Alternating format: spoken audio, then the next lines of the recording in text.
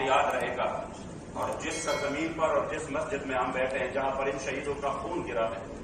جو کئی روز تک ان شہیدوں کے خون سے رنگین رہا، انشاءاللہ ہم تک صبح قیامت نہیں بھول سکتے، لیکن صرف اتنا کہہ سکتے ہیں کہ آپ لوگ قوم کو یہ دکھائیں کہ ہمارے اوپر کتنا ظلم کیا گیا، کس وجہ سے حضور کی عزت ابرو کے لیے بات کرنے پر پھر ظلم والا ہے ظلم، اس کے باوجود ہم ہی ظالم ٹھہرے،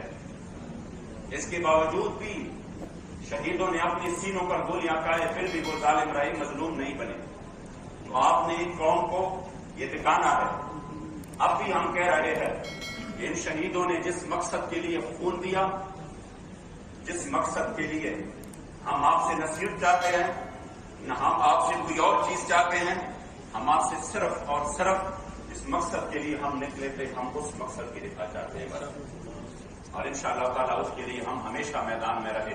چاہے ہم سب کو گرفتار کر دو، چاہے ہم سب کو مار دو، لیکن اس کے لیے انشاءاللہ تعالیٰ ہم میدان میں رہیں گے انشاءاللہ، اور مسلسل رہیں گے انشاءاللہ، کسی بھی چیز سے ہم کسی بھی صورت انشاءاللہ تعالیٰ پیچھے نہیں کرنے والے۔